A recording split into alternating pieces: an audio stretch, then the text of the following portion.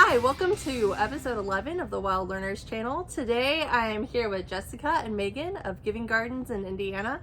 And we're going to be talking a little bit about their nonprofit here. They're doing so many great programs. They have a preschool, they have a farm and forest school, and we're going to be talking to them about how they run their programs and what those programs look like. So make sure you stick around and join us for today's episode. All right, so the first question I have for you guys is what inspired you to start not only the forest school, but then also your preschool? I think the biggest inspiration was my own kids and why I wanted to offer programming like what we offer here. I'm a homeschool mom. I homeschooled both of my boys all the way through high school. They originally started out in traditional public school up until first and second grade, and for them, their energy was so much, and they, being boys, it was hard for them to just sit and focus. Even though they were getting their work done, they were still, wanted to be moving, and it just, for them, that wasn't the space for them. And so I brought them home and we played outside a lot. Outdoors was definitely a huge part of their curriculum and learning. And then just following what their interests were, a lot of self-direction. I mean, going from myself being public school, educated, and them starting out that way, I had a lot of unlearning on what worked for them. And so it took some time. We tried several different ways of approaching it, and self-direction was definitely, in the end, what worked best for them. And now to this day, I see it. They have this intrinsic love of learning because they were able to follow what they were interested in. I mean, it went from butterflies all the way up to car radios, and half of those things I didn't know anything about, but they were interested enough that they knew how to learn about what it was that they wanted to learn about. And so I think that is kind of what formed what we were doing. But then, Rachel and I had started, when I moved back from North Carolina, a community group that was I'm interested in all these health avenues. And so I had this Whole Living Collective community group where I would bring in people who were, had a specific thing that they loved to share about, come and teach that thing. And so Rachel started coming to that, and that's how we got connected. And I was teaching outdoor education for Troy Alternative School, and so she's like, oh, let's bring the kids over to the garden. And so I started that way. And then a good friend of mine, Christy Garreau, who used to be the owner of Choices and Changes Counseling, she was looking for something for her clients in nature therapy. And so she's like, hey, do you ever offer anything like that? And I was like, well, I've been thinking about this, and her and I had been talking about it a lot, previous to that, because she was starting to homeschool, and she just offering stuff for homeschoolers. And so that's kind of what got the ball rolling into farm and forest school. And then our first year into farm and forest school, I was like, I think we should open a preschool. And I was telling Rachel about that. And then the very next day, I was out of town, Megan called up and she's like, hey, I went to Antioch and I am a preschool teacher, and I want to, do some outdoor preschool. Yeah. And so that's how Megan came on board in the preschool kind of. Yeah, developed. It was a very, I'll just never forget it, serendipitous moment, because for me, I went to Antioch, but Antioch is located in New Hampshire.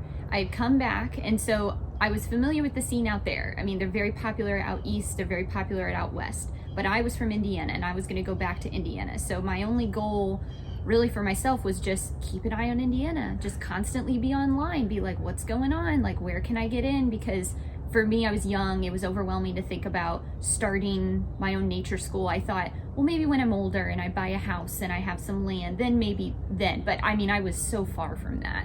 So, or at least in my eyes, I was. So my only thing was just keep an eye on what's going on. Maybe I can get in somewhere that's already established. So when I was on the Giving Gardens website, I just saw it was a community garden. And I was like, oh, that's sweet. Happened to see a little tab up there that said Farm and Forest School. And I was like, what? So I clicked on it and I called, and it was just such a moment of Rachel had said, this is so funny. Our woman I teach with, she just said she wanted to start a preschool, and then you call and you're a preschool teacher. So I had been teaching in the public school as a preschool teacher, but before that I had a really wonderful mentor who taught preschool for, I think she's been teaching 20 some years. I mean, she's an amazing teacher, mentor to me. She's the one that had given me the book, The Last Child in the Woods. I had never heard of that or that nature deficit disorder going on. She's the one that introduced me to that. And then I think from there, it was like this purpose ignited into me. And I was like, this is my purpose. So I went to Antioch. I got more education. I was like, I'm going to make this happen somehow. Because it just really called to me. And I think my why has always been, if this is where kids need to be, then that's where I'll be.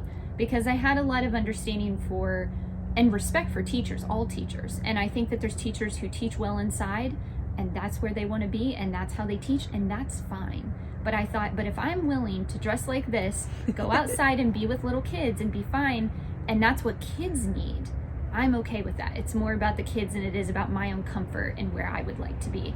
So I was like, that's my why. And I think since starting this, my why has now more become like how children learn. And that's part of my why too. Okay, if this is best how children learn, then that's also my why. Like, then that's why we're doing this. Like, because this is how they learn best and how they thrive. So, yeah, so it just clicked, and that's my why for definitely wanting to start the preschool and then definitely wanting to help these ladies. So I think starting it is just definitely finding the people. Definitely finding people. Agreed. Yeah, having the right people makes a big difference. Yeah, for Because sure. you definitely need to lean on each other a lot when starting a program like this. Absolutely. Yeah, I feel like I couldn't do it alone, and I'm so proud of you for all that you're doing Yeah. too. You are just a strong, powerful woman leading. Thanks. I think what you guys alone, do is so. amazing. So, okay, we talked about the preschool a bit. When did you guys start doing the farm and forest programs? Okay, Because those started way before. The preschool, yes. Yeah. So my memory, we can't agree on if it was 1999 or 2020, or I mean not 1990. That was a long time ago. Yeah, I was gonna say, wow. 2019. Okay. 2019 or 2020. So one of the two. It was right around COVID, and I think that COVID actually helped us for, an outdoor school, because parents still wanted their kids to have that social interaction and to be with their friends and to have something to do, and being outside was kind of, a safer environment for that, Right. during At that that time. But so I think that helped push us. Our programs, like, we just filled up like right away with that because of COVID. But yeah, so I think that's around the time frame. So we've been doing Farm and Forest. I think we're under our 4th year now. I didn't with realize that Farm we and both Forest. started about the same time, Yeah. because that's when I started my school. That's crazy. I think What's if your you, date? So mine was 2019. okay, Yeah. so then it's So, 2019. Okay, yeah. I think if you look at the research, you could look online and see a blow up Yes, of Probably. nature-based Probably. schools at 2020, Yeah. at 2019, 2020. Yeah, because Yeah. I bet you could. Yeah, Yeah. it was a good time. It's easier. Yeah, for Yeah. sure. Yeah. All right. So when it comes to the pedagogy of your guys' programs, whether it's the preschool or the farm and forest programs, what are some of the key elements you're looking to highlight or implement in these programs that would set you apart from other programs? I mean, yeah, when I first read the question, like I was saying, I thought through that, and I was like, okay, no labels, because I feel like, we glean little ideas from, Waldorf, Reggio Emilia. I love Charlotte Mason, lots of nature-based programming. Even- We used to think we were Montessori. We Yeah. realized we're not Montessori. What I think we've come to know is that we are very much student-led. I probably the closest description, I love Sudbury Valley, that their model of education really influenced my teaching style with my own children, because they call themselves democratic free, and that can kind of sound like an oxymoron, or like it means it's free of democratic process. No, it means that the kids have a say. They have a voice in what's happening, and we allow the kids to have a voice in what's happening here. And then the free part is that they have freedom. They have freedom to make choices of what they're interested in doing. Even though we're an outdoor school, we allow, like, we had one little girl last year for preschool who was really into fashion design. So we have a mannequin and fabric, and she creates all these designs, and awesome. uses that in nature, and it's just like beautiful to watch you know, what creativity these kids have if we allow them to have it, you know. So we had 2 little boys in the afternoon class who liked wheels, anything with wheels. Okay, tires and wheels have nothing to do with nature, but that's what they love. That's they wanted. So we had bike day a couple times last year, like where they brought their bikes. And this is not the best place to be riding a bike, but to try, we have like dirt hills, and that was kind of neat to see them try to, you know, take their bike down the dirt hill. Or, you know, we have tires, old tires that we would roll, or like fixing. We have a couple wagons that we would pull around, or wheelbarrows. And so, I mean, kind of nature, but not really. Like, they just loved wheels, anything that rolled and moved. And that's okay. Just like the fabric is okay, even though that, you know, I think you can find connections to nature, but I think letting go of like, well, we're a nature school, so it has to be nature. And letting go of, anything. Like, oh, we say we're Montessori, so we have to be Montessori. We can't do anything else. Like, definitely letting go of those labels and being willing to just, follow the children and whatever they're interested in. And I think, and not being too hard on yourself about what you do come up with and what you do try. I think as a teacher, just try it. That was some of the best advice I'd gotten from my mentor preschool teacher. I would show her this like really cute idea on Pinterest. Cute ideas on Pinterest are okay. Don't feel bad because you see something cute and you think, I want to do that. Go ahead, try. I think what you have to come in with is whatever you decide or think you think is fun or you think is cute. First of all, that's a good thing, because as a teacher, whatever you do, you should be excited about it. And if you're excited about it, the kids will be excited about it. That's one thing I've learned working with young kids. They're just excited about whatever you're excited about. So even if it is like a cute idea on Pinterest, and it's not Reggio, and it's not, you know, Charlotte Mason, it's not this sophisticated philosophy, if you think it's cute, you think it's awesome, and you're so excited to do it, try it. And that was the best advice I'd gotten from my mentor teacher. I would show her something and she would be like, sure, try it. She didn't care. I mean, like, go ahead, try and learn from it. And that's what got my experience, I think, working with kids, is just trying things and not being concerned about how it's going to roll. Just try. But I think when you go in with that, be ready to know that some kids are not going to want to do that. And some kids are not going to be interested in that, and let them go. Yeah. I think whatever you do, just try it, but be ready to just let it go. And allowing space for them to make it how they want it, instead of how that they want it. Pinterest perfect looking, you know, activity. Right. Let them make it however they want to. There's the freedom in that. Yeah. And I think, and knowing from personal experience, and it's okay that these feelings happen. Sometimes you'll go to do something and nobody wants to do it. That is really a reality. And that's and Can we just talk about how much that happens though? It happens more than you'd like, and you're like, dang, like, especially when you're doing student led, right? Because you'll think, oh, they've been really interested in this, I'll do hours of research to come up with like choices for them to do, and then like the next day they're like, oh no, we do not like this no more. Right, exactly. And I think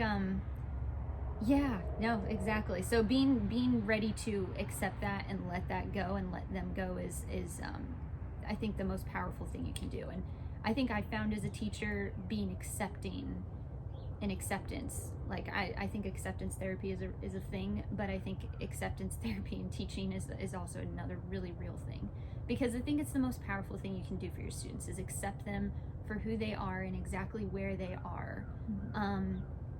I mean, I see the most from them. I see that when I do that, when I have that presence, when I have that in my heart, I see the most creativity, the most growth, the most surprising things happen from that, from me just kind of like, that's okay. That's okay that's what you want to do with your time right now today. And I think that was a big hurdle we had come over our first year, was we were very focused on the curriculum, and I think we had a lot of and big questions to answer from people, from very smart people who were asking very good questions. And I think we had to come out of that standing firm that if there's a child who spends their whole time on the swing, that's not a waste of time. If we have a child that spent 2 hours in the sandbox, that's not a waste of time. And not feeling this pressure of like, well, we didn't plan enough, we didn't do something interesting enough, we didn't, you know, offer enough. It's like, that's not necessarily true. We did have materials laid out that were new, or I did have a really cute activity planned to do. They just didn't want to do that. They wanted to spend their time in the sandbox, and that's okay. And us observing what are they doing it, yeah. there, you know, and they are learning, they're practicing over and over, and once they're done practicing that, they're going to get up and go do something else and learn something else. You know, have to trust that. I mean, I watched that in my own kids. It's like my youngest was so into butterflies.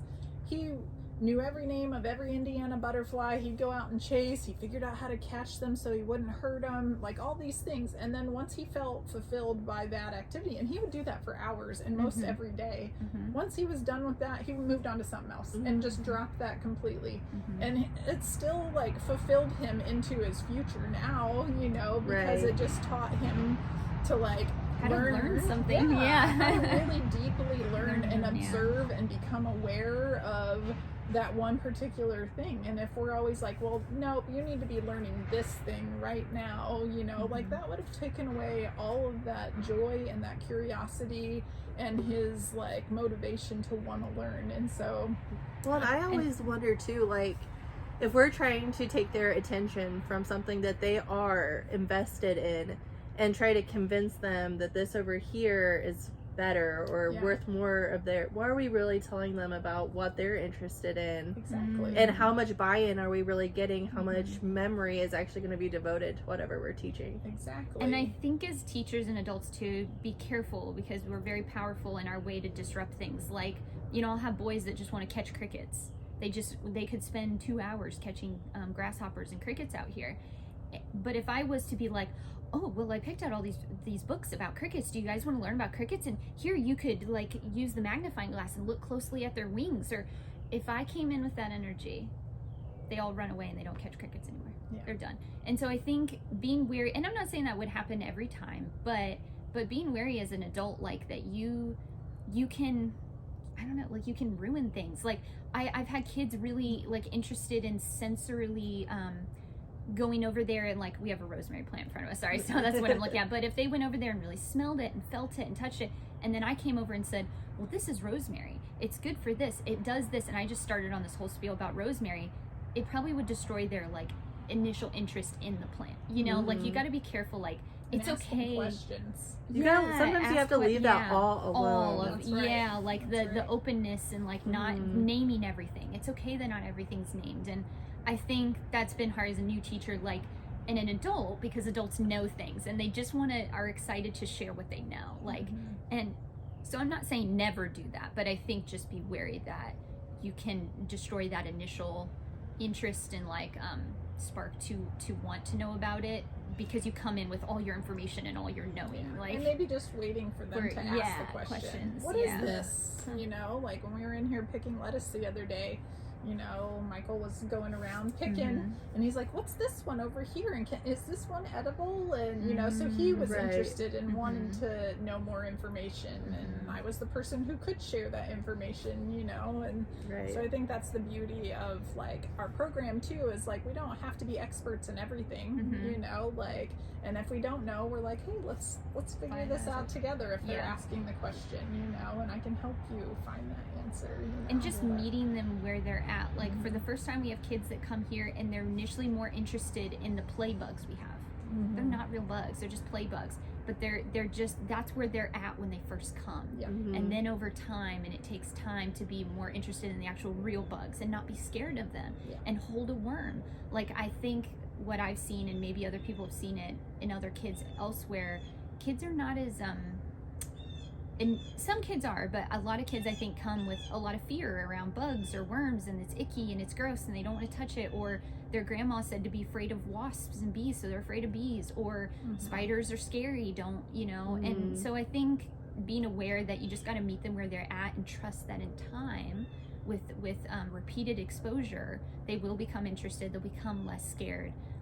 And just meeting them where they are. And seeing other people model that too, like us adults, like not, if you do, as a teacher, if we had a fear of spider, not shrieking when there's a spider around, you know, like I love spiders, and so I'm usually like, oh, look how cute this is, you know, and so I think that that's helped a lot of kids, you know.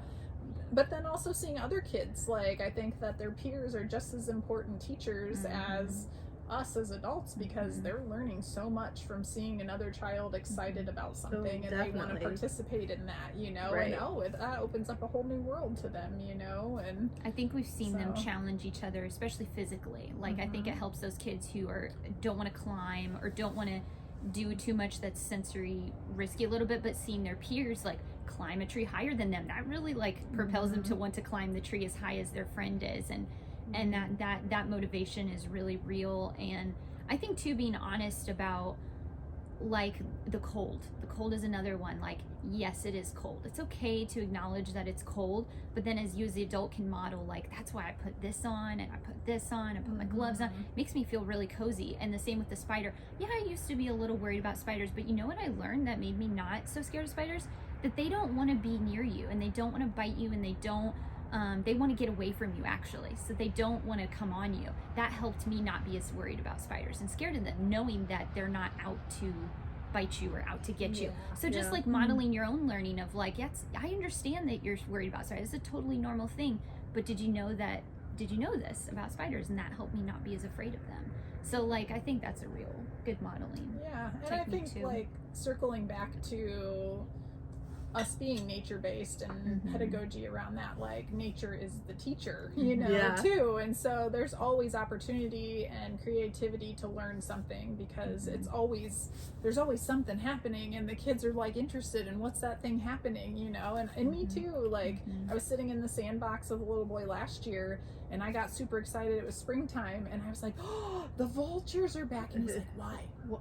What about these vultures? Like, why are you excited Yeah. about this? And so I was like describing like, oh, they're back from, you know, like migrating, and it's saying that spring is here, you know. And so then later in the day I had left, but he told his mom like, Mom, did you know the vultures are here? And like explained Love why, it. because I was excited and I noticed something, and it gives them that like, oh, the adults are noticing these things in nature too. This must be important, you know. And so I think that helps open up their like awareness of the world around them, and how you know, like far we've gotten from that as a culture, you know, and to bring kids back into that awareness of their place and their space and what's happening in the world, because we are a part of that, you know, and they're a part of that, and how we want to work in that rhythm with it, you know. And the same with the cold, you know, like just teaches them that rhythm and how to be adaptable and resilient, and you know. And I think your program reflects that so well, because I know we talked about this a little bit more off camera,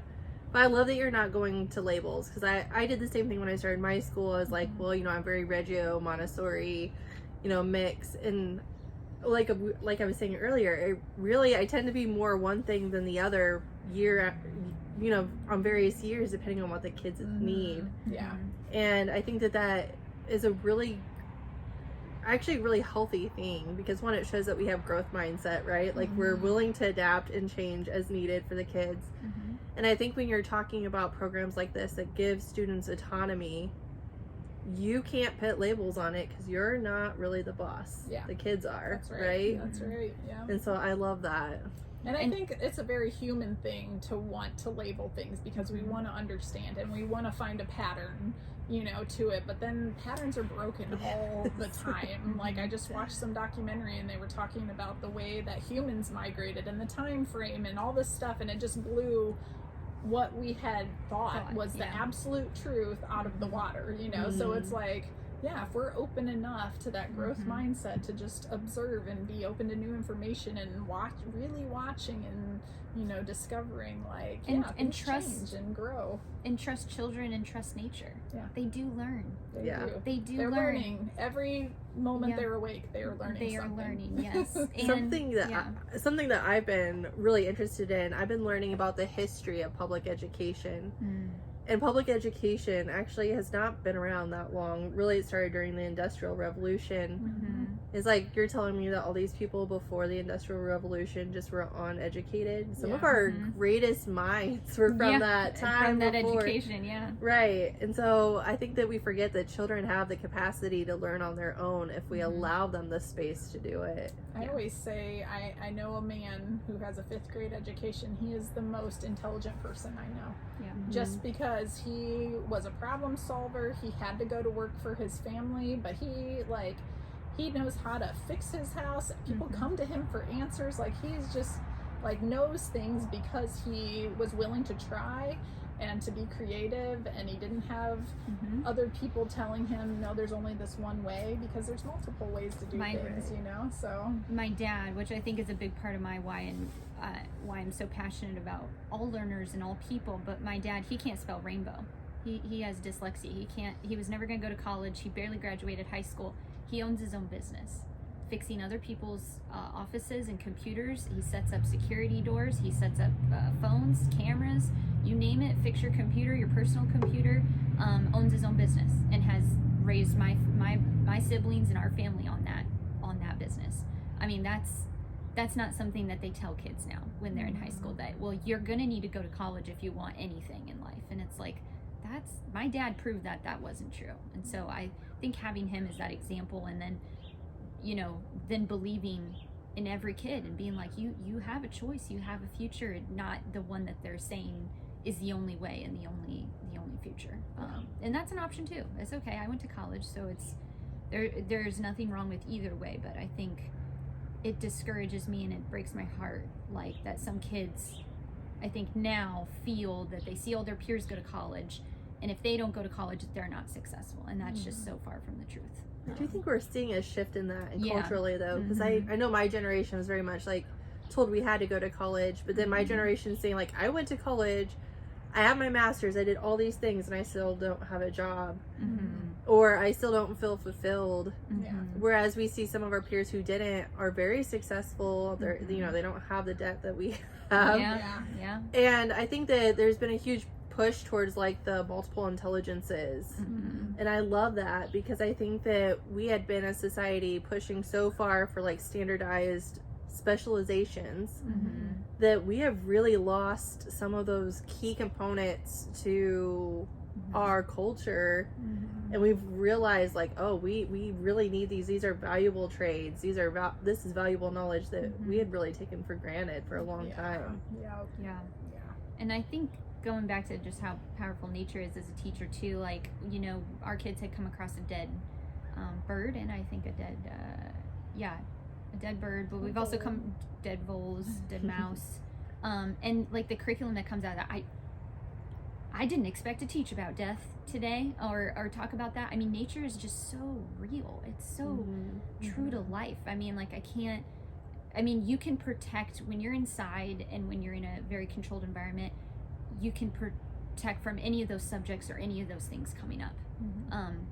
Except for, when a kid asks, my grandpa died. You know what I mean? Like, maybe Right. it comes up then, but because it is in all of us. But I think, I don't know, it was just a beautiful thing. It was like a shocking thing to me of like, we came across this dead animal, and then all of a sudden now we're talking about death. Well, And and I like, think- that's like, oh, I don't know. know how to do that. But that learning is so much more valuable too, because it has real world application in that Yeah. moment. Yes. It's not this abstract concept to Mhm. them. Yes, Yeah. yes. It helps them to understand the cycles of life and the Mhm. cycles of, oh yeah, my grandpa just died too, and this bird Mhm. just died, and Mhm. that it's a normal thing. And I think that when we separate ourselves out Mhm. from that process, that's where fear grows, you Mhm. know. And fear doesn't help us in any form. It just No. creates, people who want to fight with each other, and disharmony, and we need to be able to understand each other, and so when we're in Mhm. that cycle and we're all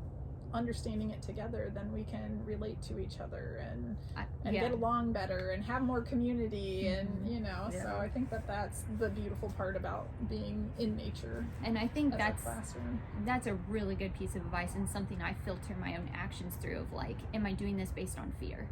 Sometimes Yeah. my need to corral everybody in and control everybody, and things are getting a little too chaotic, it's because I'm fearful. And so checking yourself through that, like, let's not do anything here based on fear, or our fear of what other people think, or our fear of, you definitely got to put a lot of thought and have a lot of confidence and knowledge in why you're doing what you're doing, and know that and have confidence in that, so that when people do bring up good questions, you can stand firm. You don't, and not that they're trying to destroy what you're doing or anything like that. They're just really trying to know and understand, but don't let them and their doubts and their questions make you waver and become fearful of like, oh, well, maybe we're not really preparing them, and maybe we do need to do more of this. Like, you know, stand strong and know that like they're learning, you're okay, and that people just are curious and they want to know. They're trying to get out of that fear place as well. And I think that even though sometimes that elicits a fear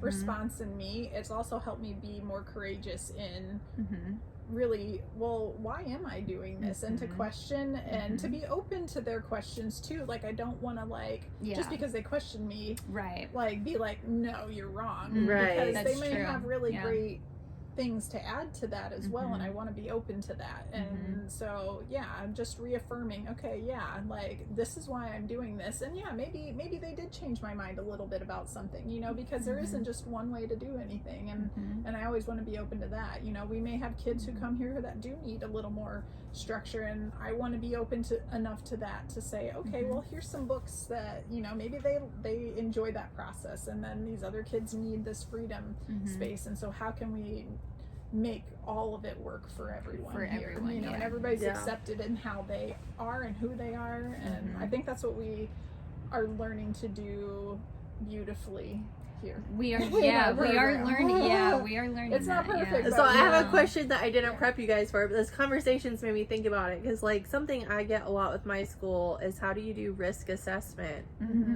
Because I do allow risky play, and I know you guys do too. And I think it's so important, but because a lot of programs are, I mean, because you guys are a nonprofit and I'm an LLC, like we carry a lot of that risk, so we get to decide where that risk level is. But other people that might have to carry different insurances in their states and stuff might have more set standards for what they can and can't do. But I am interested, since we're talking about fear, and you guys do allow risky play, like how do you guys do that assessment, or how do you address situations when they come up where you feel fearful but maybe the child doesn't? I think it's partly understanding the kid, because like going back to my own child or children, my one son climbed everything, super capable climber. My oldest son wasn't as confident in his climbing skills, so I would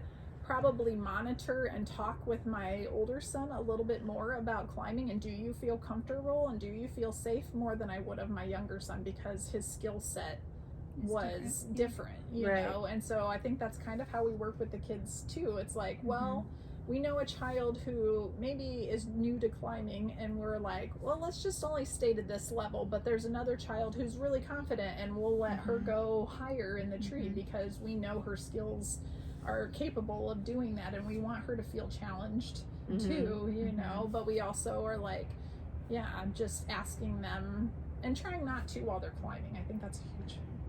Not distracting them, but like, do you feel safe? If they are starting to verbalize, I don't know about this, like, are you feeling safe? Hug a tree. Trying to walk them through the process of how to be safe in that situation. And I think with risk in general, our biggest mitigation tool is watching.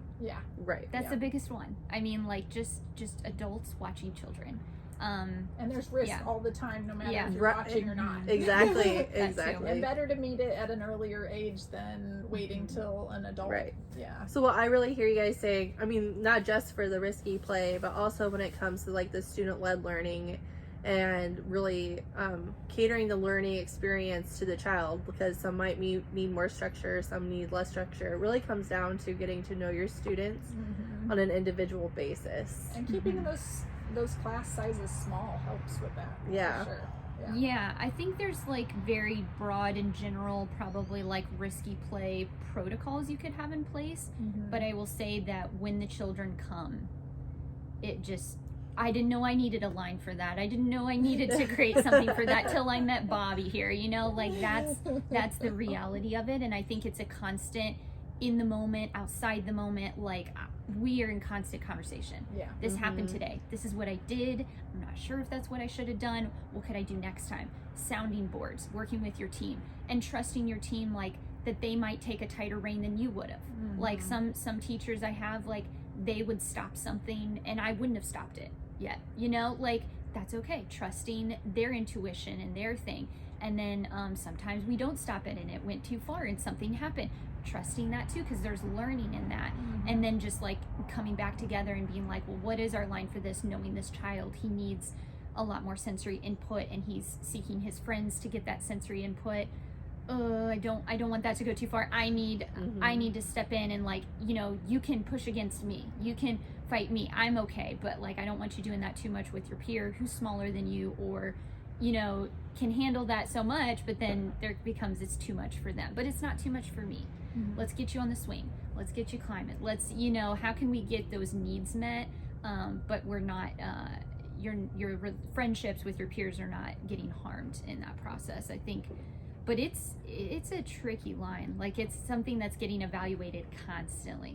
And I think being open and upfront with the parents, that I mean, that's a huge thing. Yeah. Like, I think that we do that well too, is that we have really good relationships with our families and we're very open communication all the time, and it's like more cooperative style, so they're there and they're seeing this happen. And just in the very beginning, when we have our parent training meeting before school even starts, we're like, your kid's gonna get hurt. Your kid's gonna hurt somebody else. Like, this is how we're trying to help manage that and reduce like real harm or real injury or, you know, hazards. But yeah, like it happens, and these are little people, and they hurt each other, and they hit each other, and they kick each other because they're just trying to find their physicality here and how that works in the world. And we, you know, work with them and how to manage those things and to reduce actual harm. And these are better, and they're trying to learn better coping skills. Like, remember, these are 3 and 6-year-olds. They are not, I think it's easy as adults to, like, I don't know if pathologize is the word, but like, just think of a child as like, they're manipulative, they're evil, they're, this is 3 to 6-year-olds. They are not that. And just trying to remember that and try to really understand them, work with the parent, come up with a plan, be honest. I think obviously with our cooperative style, it does help us because parents see. So you don't have this disconnect of like me as a teacher sending a note home about what happened. I saw what happened, that parent saw what happened with their children did. So it's like, then we can come together and be like, so what are we gonna do? I mean, I am in this with you as much as you are. And I know that parents are upset about their child's behavior as much as I'm, you know, upset and confused. Like, we're both like, what are we gonna do? Like, but it comes, we both are coming from this place of, we love this child. We know this child is great. They've got so many qualities. They're smart, they're creative, you know, and so that definitely helps. And there's pieces of information that parents have that is just so invaluable. It's just a matter of continuing that conversation to pull those pieces out, and so that way you can really understand when a child's upset or when they do something like Tommy didn't sleep all night last night. He's now way off. Now he's that's good to know. Today might not be, you know, the best day for Tommy. You're not going to see the best of Tommy today, and that's okay. Like, we can all have off days. Teachers can have off days. And I think we need that's something I always tell my parents if we have a bad day. 'Cause like, I know I would be lying if I said I was on my game 100% of the time every day. You're just not. But I have the skills to self-regulate. And sometimes kids we are don't still always choose right. those skills. Exactly. Let's normalize that. Yes, as an adult, I know that I could have used this coping skill, but I didn't. So sure as heck, a 6-year-old who know that you taught the coping skill, you know they can do it, but they didn't use it. It's like, give them a break, because you know coping skills, and sometimes you didn't use them. So it's like, I think let's normalize chaos a little bit, because chaos is scary, and that's why a lot of our world is structured the way it is, because people are afraid of chaos and people are afraid of love. And I just like, they block all that out. Yes, they keep themselves safe and they keep everything controlled, but they also then keep out love, they keep out joy, they keep out creativity, they keep out all these other things. So I think it's just a fine line of how much do we open that door to let some chaos in. And I think that's, you got to dance on the balance beam. Doing the dance on the balance beam, for sure. And I think each person's got to determine that, how open that door is for themselves. But for sure, gosh, I mean, I hope you open it up just a little bit, like don't keep it completely closed. And I think today kids are their time and their schedule and their behavior has been very controlled by adults, because and watched. And so they watched. need that freedom. And I think that they're suffering and having more mental health issues and depression because of too much of that controlled. Because our parents, they pay for our school, and I think that weighs on me. Like, gosh, okay, these people are paying, to be here and for me to be with their kid. Like, what are they paying for? I think about that, and that stresses me out at times. And I think part of it is they're paying for me to not bother their kid, because I think in every other aspect of thing they pay for, they're paying for somebody to tell their kid what to do the whole time and bother their kid. And I think this is the one thing which is counter to everything else. They're paying for their kid not to be bothered constantly, not be told what to do constantly. And so I think getting comfortable with that idea and being okay with that, like, okay, yeah, I don't That's need an to... interesting concept. Okay. I've never thought of it that way. It I'm makes like, me you're feel like, better. oh. Yeah, it makes me feel better. Like, okay, I don't need to constantly be doing something, constantly be on. I mean, I am constantly on because I'm constantly watching, but I guess feeling like I'm not providing a product. Space. Yeah, we give Space. Yeah. And so I think kids need that. Like you're saying, like, they get told what to do. They're watched constantly. It's just a lot of micromanaging, and so to come to a place to be controlled. Yeah, Right. Nobody. Well, that was my biggest thing with education coming from public school was we were given a curriculum that usually had plenty of deficits in it. Mm-hmm. We were very limited in what we could do to make up for those deficits, and whether it was in a format that I or the children could understand, that was the way it was taught. And like, I as the teacher felt so controlled, and like I can't imagine these kids who are coming in and had zero say. How because like you said, children are humans. They're just small people, but they still experience the same level of frustration that we do. And never in any point of history have kids ever been as regulated as they are now.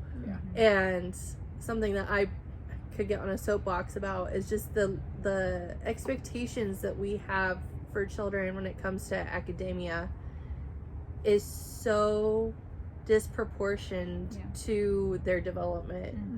We're really hurting them in that way. I mean, one of my favorite studies, and I've heard it said multiple ways, but I don't know who the guy was exactly, but he went to NASA to help them figure out, like, who is a creative genius, and, how do we get more of those? And then he took his study to children, and preschoolers, 98% were creative geniuses. Moved up to elementary, that percentage reduced. Got to high school, it was down to like 15%. They get to adults, and 2% are creative geniuses. It's like, well, we started out, what happened? We're conditioning our kids. Yes. And we're working that creativeness out of them by constantly controlling and telling them what to do, and this is the only way. And I was like, I don't want that. I don't want that for kids, because our creative genius goes us. It is. And a creative genius goes down, and I think as adults our ego gets bigger. And I think I see that's what gets in my way a lot of the time, and I think it gets in the kids' way. Like, sometimes I wake up and like, just kill my ego. Like, I just want it to go. Because I think the ego is the thing that, gets you frustrated when all your kids don't attend to your activity, when they don't all come, and like so-and-so wants to just keep playing in the house. It's like, that's okay. Let that go. Like, it's not about you, and it's not about your thing. Like, it's about their things, and trusting that whatever they're doing is, worth their time. And that's where to know that, we have a routine, we have a general schedule, we have a rhythm, and we have agreements that all the kids are a part of making. And so there is rules, there is a routine. It's just okay that not every child every day attends to it, because I think I hear a lot of teachers like, we'll clean up time, they don't all clean up. Okay, like, I think there's ways to encourage it, but I think more importantly, it's just the routine is there not to control kids. The routine is there to present the same opportunity every day for a child to think, am I the kid that's going to help clean up today or not? You're just presenting the opportunity for that kid to make their own intrinsic motivation and a moral choice. You don't make them feel bad if they don't. You could focus on the ones who do. I mean, I do say, like, oh, I so appreciate Maggie. Maggie's cleaning up. So-and-so's cleaning up. I say their name. That's good to encourage the ones who are. but being careful of not making kids who aren't feel bad, and that can be hard. And that's, I think, another like adult ego thing. It's like, oh, Because let why that are go. the kids who are Yeah. doing it?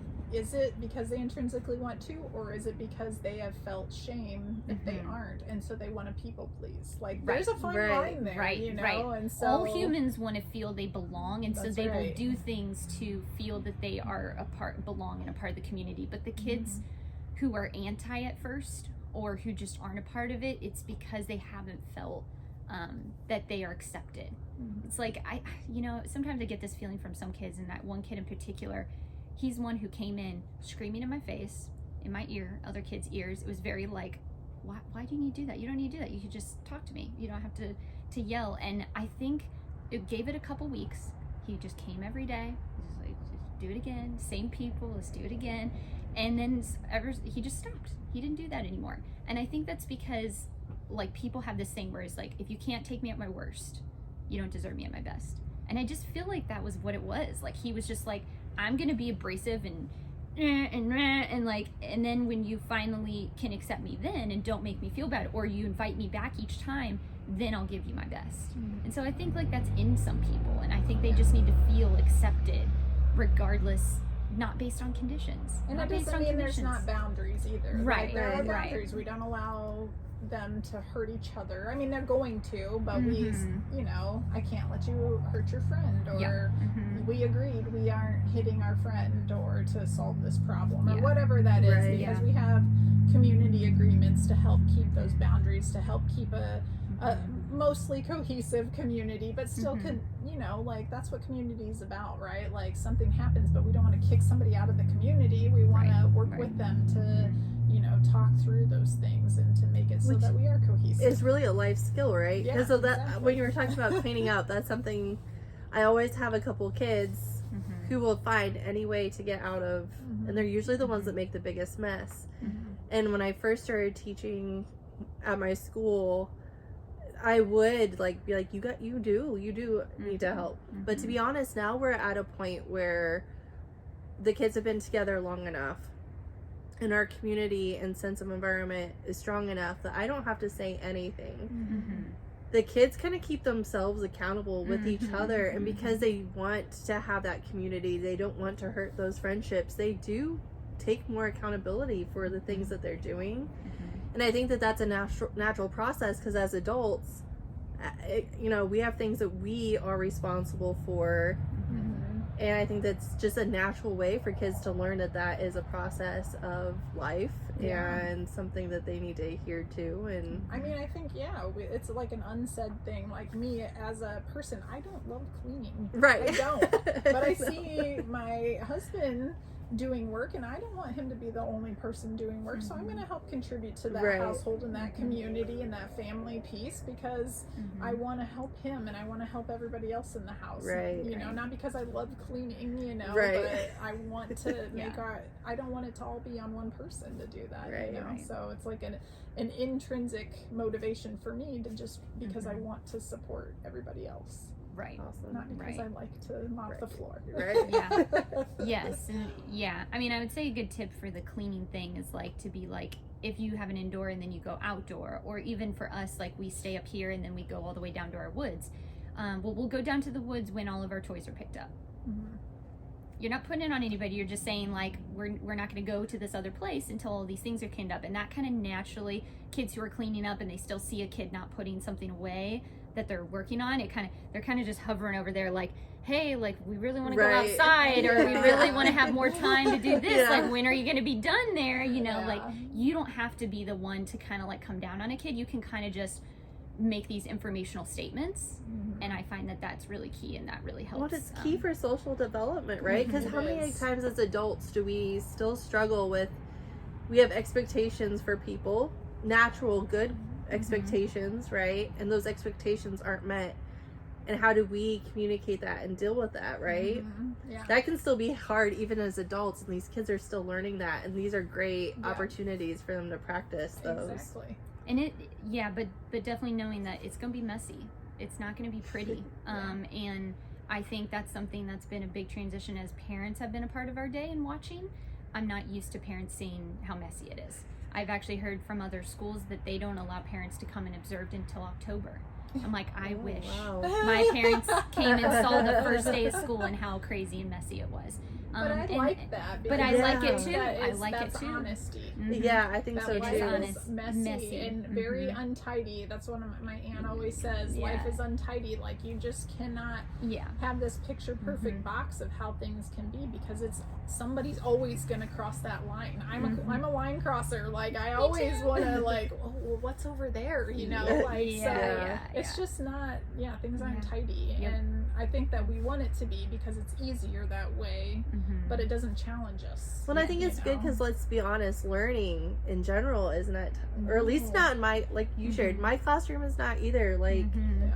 and I think that's good. And it happens in bursts. Like I Yes. remember hearing from someone, like, learning isn't this like neat continuum that goes up. It's like this like burst, and then it goes then back it down, and then it circles back bursts around. again. Yeah. And like all of that is truly how learning works. And so And it Um, could look like regression. Like, I Yeah. loved that description Mhm. in our parent meeting. She was describing it as a spiral or overlapping circles. Like, it's Mhm. like the child could be moving forward, or the human being could be moving forward, but then it circles back around as looks like regression, but it's Mhm. really just propelling them to go Mhm. further Yeah. forward in Right. their understanding of something. And I was like, I love that, because I see Yeah. that happening all the time, Yeah. where it looks like, oh, we worked so hard and now why are they doing this already, but then it's like, oh no, they're just, it's just helping them move forward further. So All right, so we're going to go ahead and wrap up with the last two sections of our video. And we're going to be talking about, so Giving Gardens of Indiana is a nonprofit. So we're going to be talking about a little bit about how their board works and how they access funds.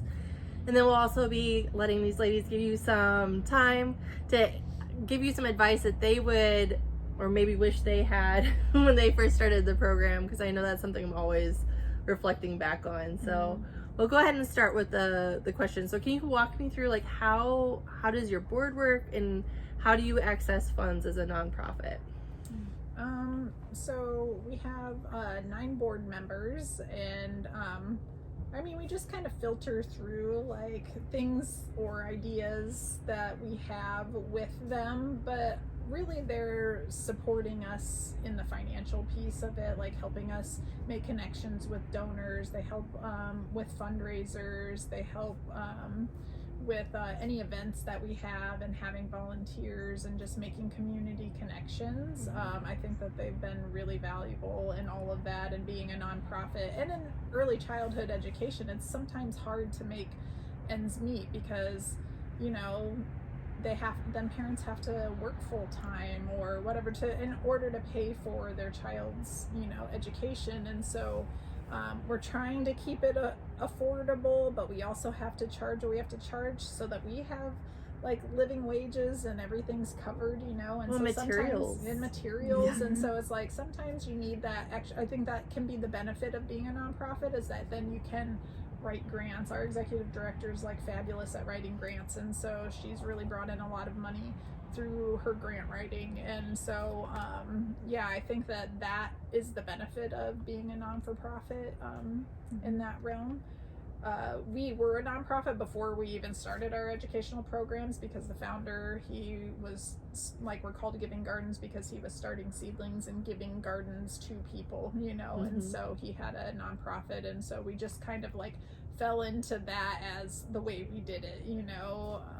I'm not sure. I think I would stick with the nonprofit way, just because it's not on all of our shoulders to bring in all that financial piece, like having community support in it. I think it forces us to be more community minded in that aspect too. So I like that, because I very much value community, and I think our programs are very much about community as well. And so I think being a nonprofit and having to bring in the community to help us run well is important for Well, and I us. love so as an LLC, something I struggle with is balancing my budget, because with inflation, materials have skyrocketed, like everything across the board.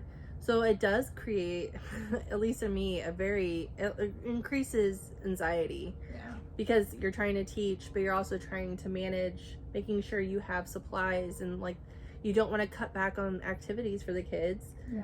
Whereas I love how being with a nonprofit, you can kind of share that burden, and you can focus on just the teaching side of it, knowing that you have a team behind you supporting you.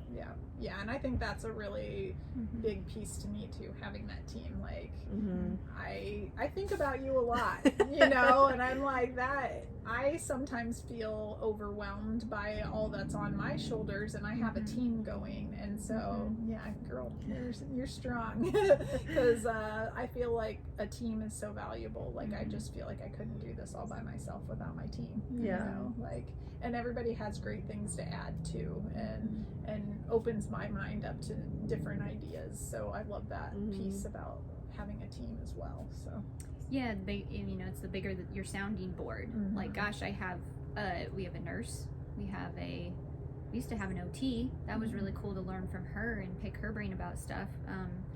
You know, we have moms, homeschool moms. They have a young girl who just got out of school, and you know how open her mind is, just coming from a different generation. And like that sounding board, you know, that whole sounding board. I come from education, have a degree.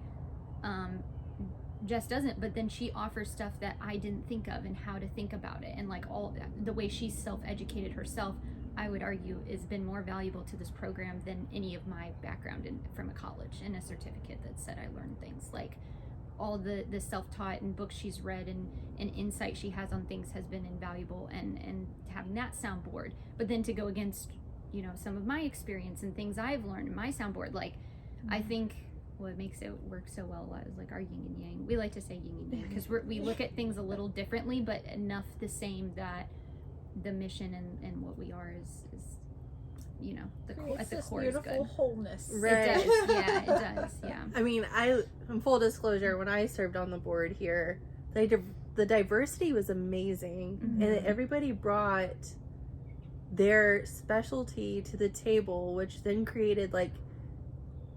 I have been on boards where there has not been a lot of unison. That is not the case with your board, and I love that. And like I always left the meetings feeling very uplifted because we were all coming together to support this beautiful program, and like that was the mission. The mission was supporting the community, supporting this program, and like we all agreed on that. An ego, right? Exactly. Make what's best for kids in the community. Right. Yeah. And even though there were people on the board that I could only imagine being like when I grow up, like I felt just as equal to them with my insights as. And I think that's beautiful when community members can come together and create that kind of environment. Agreed. So agreed. Yeah. So what about funding? So you said you do a lot of grant writing.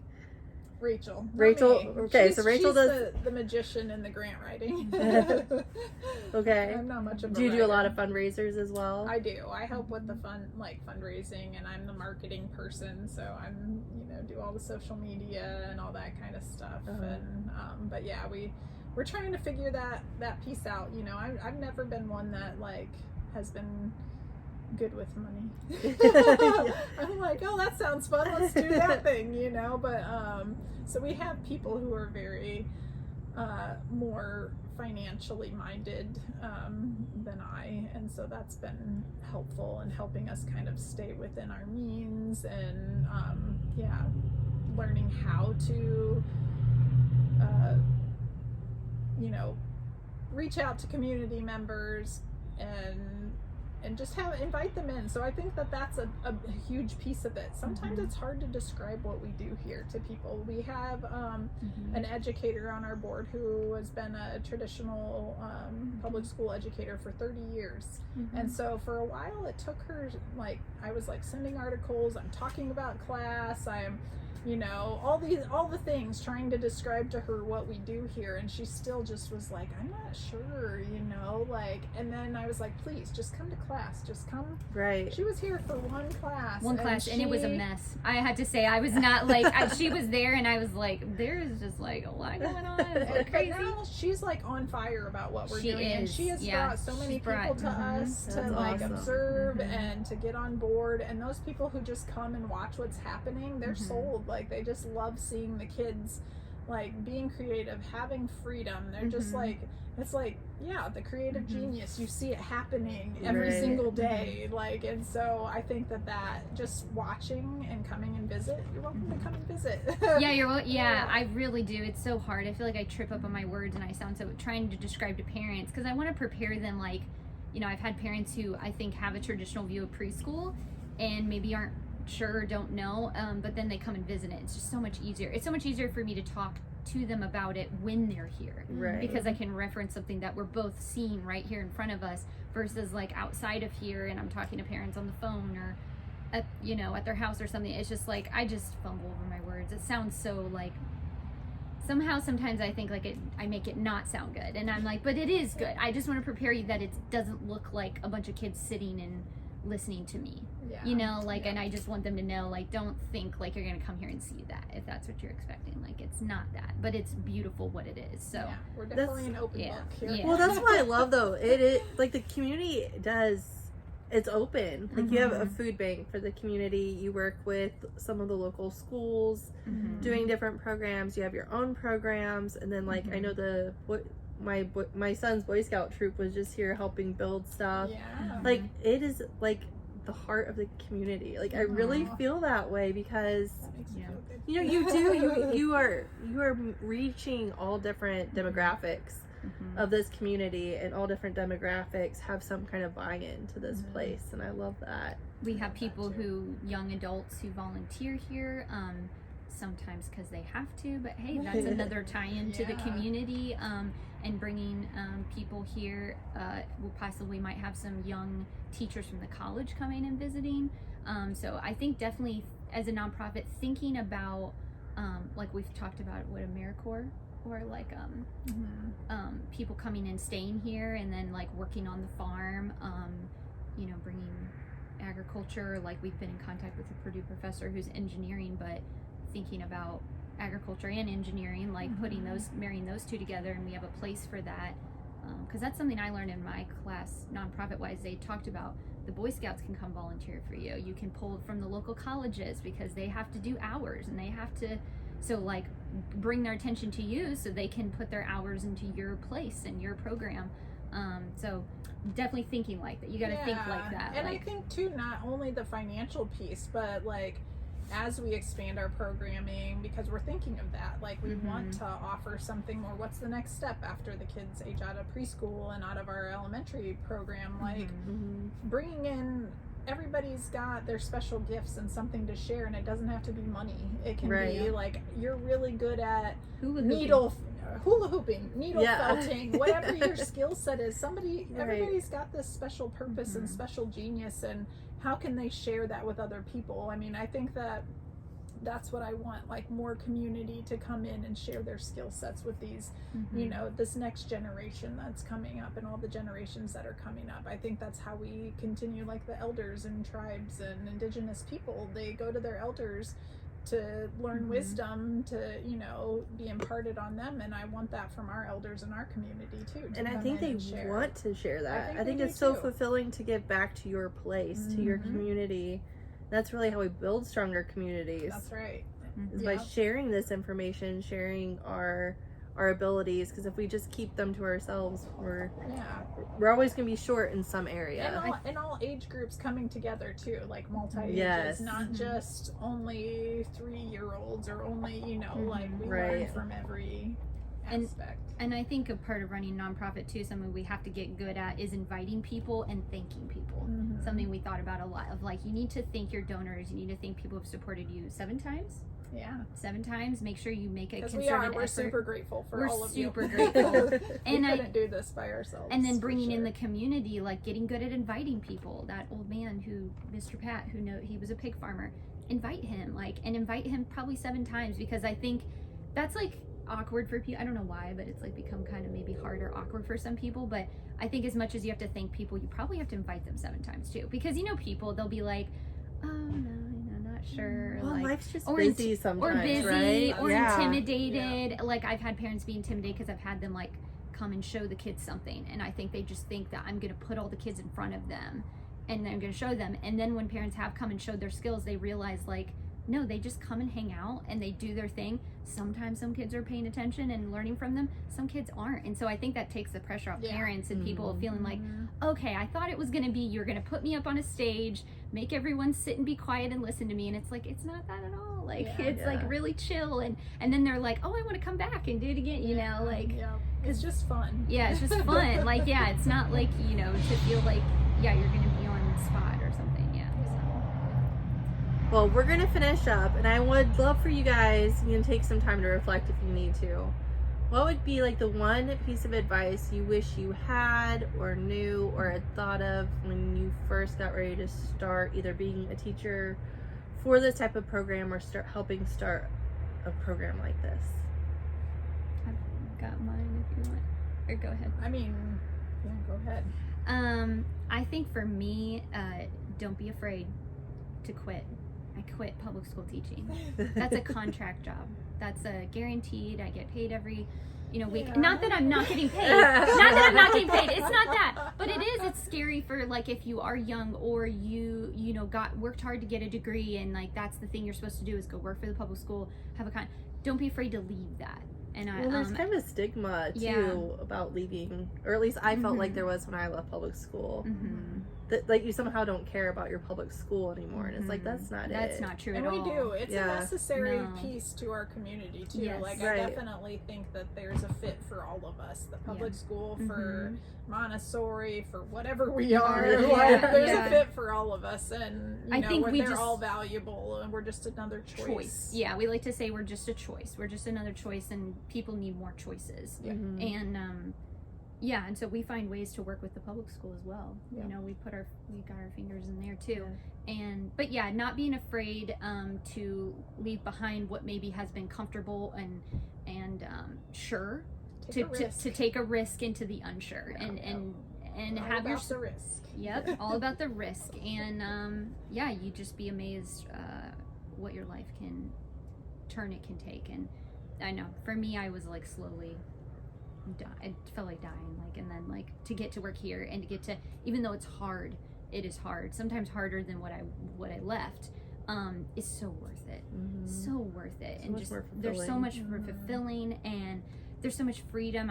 There's no overhead like where I was before, or unsureness. It's just there's just a lot of freedom and a lot of learning. I've learned so much. I've learned way more here than I ever learned working in other places. So because I get to try and I get to fail and I get to tell myself it's okay that you failed, I'm gonna try again tomorrow. So I think for me, I love that, just trying something, having that courage, while also really asking yourself, well, what do I want? Because I think sometimes culturally and maybe from family or friends or whatever, we're pleasing somebody else and we're doing something because somebody else says we should. Well, what is it that I really want? And ask yourself that, and I think that'll help you move forward, because if you really want something, you're going to find a way to make it happen, And then I think for me, having a team was important, because if I used to have my own business teaching yoga, and I did pretty good at that, but I also think I thrive more in a team setting, because it's not all on my shoulders, and I would get burnout pretty easily, when it was all just me. And so I think having other people to sometimes hold you up really helps, and so finding those like-minded, motivated, it's better to motivate or not have to motivate somebody to calm somebody down than to have to motivate somebody. So find that team member who wants to, is on fire to do this thing with you, so. Agreed. Yep. Well, thank you so much, both of you, for your time today. This has been awesome. I hope that you found this really awesome. If you'd like to help us a little bit more, you can subscribe to this channel, share, get the word out about what these awesome ladies are doing here in this community. And what this amazing woman's doing too. Share her videos, please. Yes, she's got a lot of great knowledge and experience to offer. Thank you. Yes. Thank you. Well, thank you so much for joining us today, and we'll see you in the next episode.